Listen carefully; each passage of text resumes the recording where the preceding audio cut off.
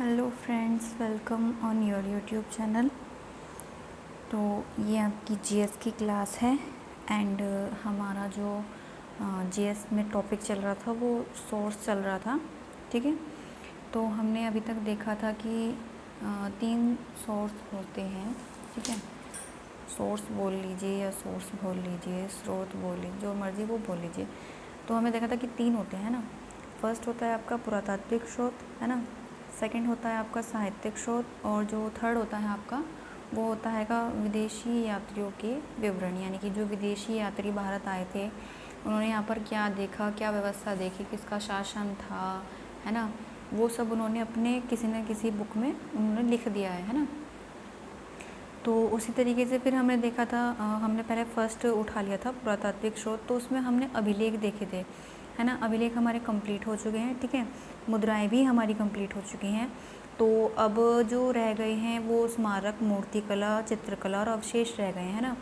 तो इनको मैंने कोशिश की है कि ये एक में ही आपके पूरे हो जाएं, क्योंकि इसके बाद जो स्टार्ट होने वाला है वो आपका बहुत ज़्यादा इम्पोर्टेंट है, आपका साहित्यिक स्रोत। ठीक है, उसमें आपके वेद वगैरह आएंगे, ठीक है, ग्रंथ आएंगे, पुराण आएंगे, जितने भी चीज़ें आपकी साहित्य से रिलेटेड हैं वो सब आएंगी, है ना। तो चलिए आज का टॉपिक स्टार्ट करते हैं। तो पुरातात्विक स्रोत का जो थर्ड भाग है वो है स्मारक एवं भवन। ठीक है, चलिए इसको पढ़ते हैं। अब उत्तर भारतीय मंदिरों की कला शैली नागर शैली है। अगर आपसे क्वेश्चन पूछ ले कि जो उत्तर भारत के मंदिर है, उत्तर भारत में यानी कि ये आपका जम्मू, हिमाचल, उत्तराखंड, ठीक है, ये सारे जो आते हैं ये आपके उत्तर में आते हैं ना। तो इनमें किस शैली का प्रयोग इनके मंदिरों में, तो इसमें है नागर शैली का प्रयोग। ठीक है, अगर इस टाइप से आपसे क्वेश्चन पूछ ले कि उत्तर भारतीय मंदिरों की शैली क्या है, तो वो नागर शैली है। ठीक है, नेक्स्ट है दक्षिण भारतीय मंदिरों की कला शैली है। तो दक्षिण भारतीय मंदिर कौन से होंगे आपके, जो ये तमिलनाडु में है, केरल में है। ठीक है, ये जो नीचे की साइड में आपके राज्य हैं उनकी जो मंदिरों की शैली है वो आपकी द्रविड़ शैली कहलाती है। ठीक है, अब ये बहुत ज़्यादा इम्पोर्टेंट है नेक्स्ट आपके लिए। जब उत्तर और दक्षिण शैलियों को एक मंदिर निर्माण में एक साथ प्रयोग में लाया जाता है तब एक नई शैली का विकास होता है। वह शैली वैसर शैली कहलाती है। ठीक है, तो ये बहुत ज़्यादा इम्पोर्टेंट है वैसर शैली। अगर आपसे पूछ ले कि वैसर शैली क्या है, तो आपको बताना है कि जब उत्तर और दक्षिण दोनों शैलियों को एक साथ प्रयोग में लाया जाता है तो उससे जो एक नई शैली बनती है तो वो वैसर शैली कहलाती है। ठीक है, उसने ऑप्शन में दिया हुआ होगा कि दोनों शैलियों का योग, है ना, उनसे मतलब दोनों को जोड़कर जो नई शैली बनती है वो वैसर शैली होती है। ठीक है, नेक्स्ट है पंचायतन शब्द मंदिर रचना शैली से संबंधित है।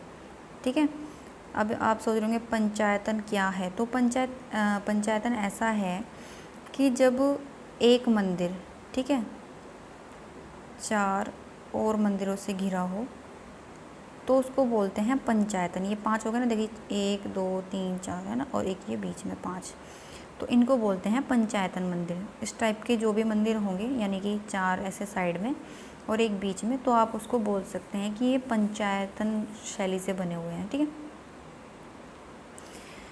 आगे लिखा हुआ है पंचायतन मंदिर के उदाहरण हैं।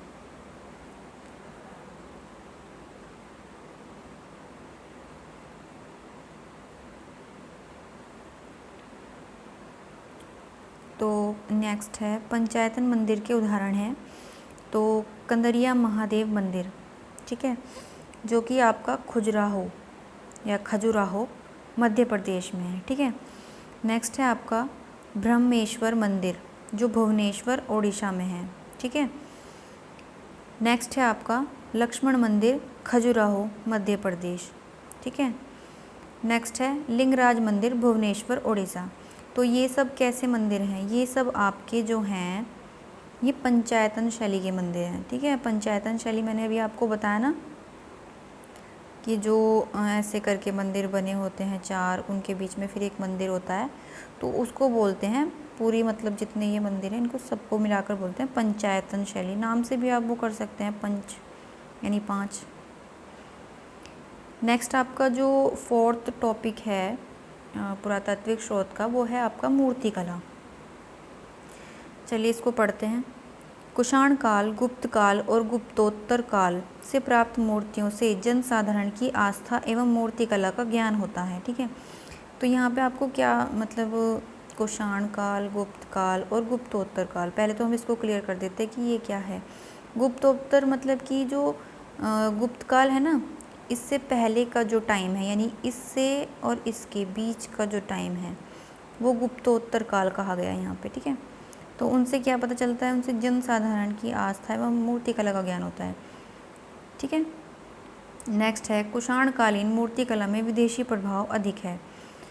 अगर आपसे क्वेश्चन में पूछ ले कि विदेशी प्रभाव किस मूर्तिकला में अधिक है, तो आप बताएंगे कुषाण काल में। ठीक है, जो कुषाणकालीन मूर्तियाँ प्राप्त हुई हैं उनमें है ऐसा।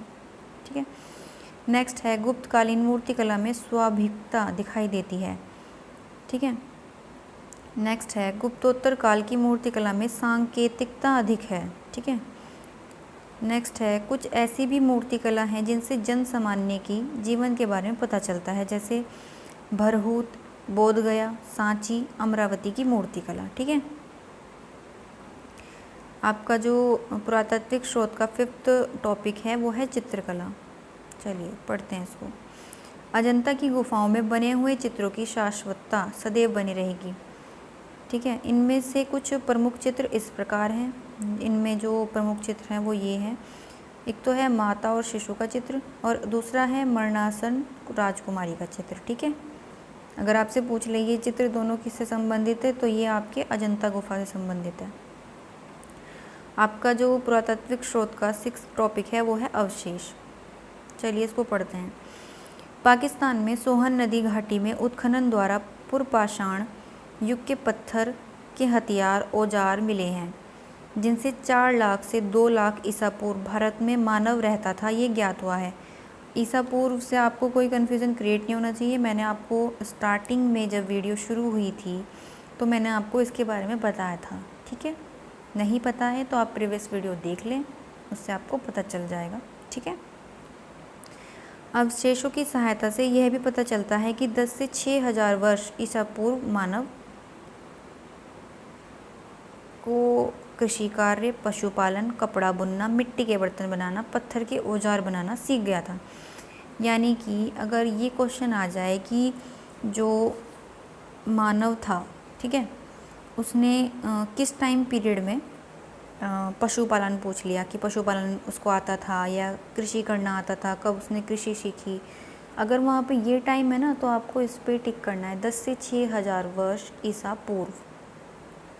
ठीक है, नेक्स्ट है गंगा यमुना के दोआब में लाल, काले और चित्रित भूरे रंग के मृदभांड मिले हैं। मृदभांड से कंफ्यूज मत हो, मृदभांड का मतलब है मिट्टी के बर्तन। ठीक है, इतना बड़ा कोई शब्द नहीं है, जितना बड़ा लिखा रहता है ना तो हम डर जाते हैं, अरे ये क्या लिखा हुआ है। नेक्स्ट है मोहनजोदड़ो से 500 से अधिक मोहरें मिली हैं। बसाड़ यानी कि प्रारंभिक वैशाली से 274 मिट्टी की मोहरें मिली हैं। अगर आपसे पूछ ले मिट्टी की मोहरें कहाँ मिली हैं, तो मिली हैं बसाड़ प्रारंभिक वैशाली से, या ये नहीं लिखा होगा तो बसाड़ तो लिखा ही होगा। अंतरजी खेड़ा की खुदाई से ये पता चलता है कि देश में लोहे का इस्तेमाल 1000 ईसा पूर्व के लगभग शुरू हो गया था। क्वेश्चन अगर पूछ ले लोहे का इस्तेमाल मतलब लोहे का इस्तेमाल कब से शुरू हो गया था, अगर उसमें ये लिखा है ना 1000 ईसा पूर्व, इस पर ही टिक करें। नेक्स्ट है अरीक मेड़ू से रोमन सिक्के, दिए का टुकड़ा, बर्तन आदि मिले हैं। ठीक है, जो आपका ये अरीक मेड़ू है ना, ये ना पुदुचेरी है उसके निकट पड़ता है। ठीक है, मैप लेकर बैठा करिए जब आप पढ़ते हैं। तो आई होप आपको वीडियो अच्छी लगी होगी। वीडियो अच्छी लगी है तो लाइक करें, शेयर करें, सब्सक्राइब करें। एंड इसकी जो नोट्स हैं यानी कि PDF आपको टेलीग्राम ग्रुप पर मिल जाएंगी। टेलीग्राम ग्रुप के लिंक का जो चैनल का लिंक है मैं उसको डिस्क्रिप्शन में डाल दूँगी। अगर आपको प्रॉब्लम हो रही है तो सर्च करने में, तो हेल्पिंग वीडियो टाइटल से मैंने वीडियो बनाई है, आप उसको देख सकते हैं। ठीक है, उसकी हेल्प आप ले सकते हैं अगर आपको नोट्स चाहिए। अदरवाइज़ आप अगर होशियार हैं ऐसे ही पढ़ लेंगे तो ठीक है, कोई बात नहीं ना। तो ठीक है, ओके, थैंक यू।